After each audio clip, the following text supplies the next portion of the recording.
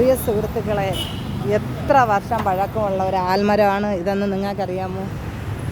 എന്തുമാത്രം വർഷം പഴക്കമുള്ള, ഞാൻ കാണാൻ തുടങ്ങിയപ്പോൾ തൊട്ടേ ഈ ആൽമരം ഇങ്ങനെ നിൽക്കുകയാണ്. കണ്ടില്ലേ അതിൻ്റെ വേര്? എന്തൊരു രസമല്ലേ, തലമുടി കിടക്കും പോലെ കിടക്കുന്നത്. എന്താ എന്തൊരു ഭംഗി! ഇതൊക്കെ നല്ല സ്മൂത്ത്. ഇത് പിഞ്ച് കണ്ടില്ലേ? ഇതുപോലെയാണ് ബൈബിള് പറയുന്നത്. എന്തെന്നറിയാമോ? നിങ്ങളുടെ മക്കൾ നിങ്ങൾക്ക് മേശയ്ക്ക് ചുറ്റും ഒലിവ് തൈകൾ പോലെ ഇരിക്കുന്നുവെന്നും. ഈ ഒലിവ് മരത്തിന് ഒരു പ്രത്യേകതയുണ്ട്. എന്തെന്നറിയാമോ?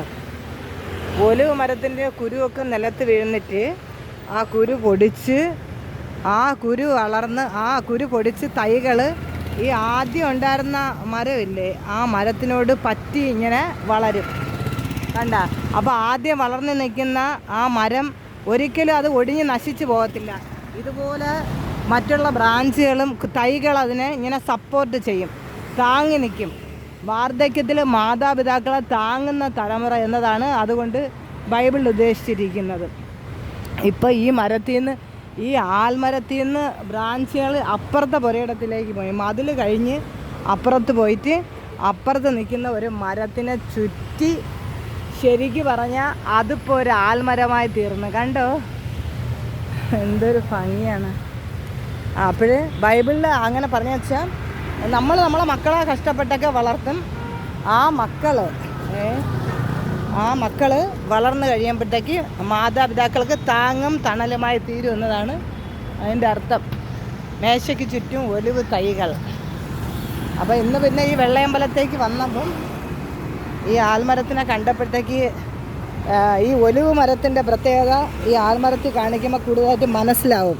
അതുകൊണ്ടാണ് ഞാനിപ്പോൾ ഈ വീഡിയോ ചെയ്തത്. എല്ലാവരും സന്തോഷമായിട്ടിരിക്കുന്നുവെന്ന് വിശ്വസിക്കുന്നു. ഇന്നലെ പത്തനംതിട്ട മീറ്റിംഗ് ഉണ്ടായിരുന്നു, അതൊക്കെ കഴിഞ്ഞ് വന്ന് രാത്രിയായി. പിന്നെ രാവിലെ ഇന്ന് വെള്ളയമ്പലത്ത് വരെ വരണമായിരുന്നു. അപ്പോൾ ഈ ആൽമരങ്ങൾക്കെല്ലാം ഇങ്ങനെ ഒരു സവിശേഷത ഉണ്ട് കേട്ടാ. എന്നാൽ അതാ ഇത് കണ്ട, ഇത് അരയാലാണ്. ഈ ആലിന് ആ ഒരു പ്രത്യേകത ഇല്ല, എല്ലാ ആലിനും ഇല്ല കേട്ടാ. ഓക്കെ, എല്ലാവരും സുഖമായി സന്തോഷമായിട്ടിരിക്കുന്നു എന്ന് വിശ്വസിക്കുന്നു. എന്നെ സപ്പോർട്ട് ചെയ്യുന്ന എല്ലാവർക്കും ഒരുപാട് നന്ദിയുണ്ട്, ഒരുപാട് സ്നേഹമുണ്ട്. നിങ്ങൾ ബൈബിളിലെ കാര്യങ്ങളായാലും ഞാൻ ഇടുന്ന വീഡിയോയിൽ എന്തെങ്കിലും പറയുന്ന ആ സംശയങ്ങൾ നിങ്ങൾക്ക് എന്നോട് ചോദിക്കാം. ഓക്കെ, ഒരു ആൻറ്റി എന്തോ പേരൂർക്കട പോകാനാ?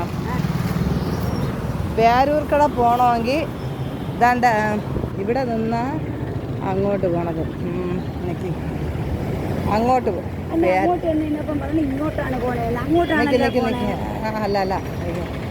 ഇങ്ങോട്ട് പേരൂർക്കട പോ. ഇങ്ങോട്ടല്ലേ നിൽക്കണ? അവിടെ അപ്പം ഈ വശത്ത് നിന്നാൽ കുറച്ചുകൂടെ നടക്കുമ്പോൾ ഒരു ബസ് സ്റ്റാൻഡ് കാണാം, അവിടെ നിന്നാൽ മതി. അപ്പോഴേ അമ്പലമുക്ക് കഴിഞ്ഞാണ് പേരൂർക്കട. അത് തന്നെ.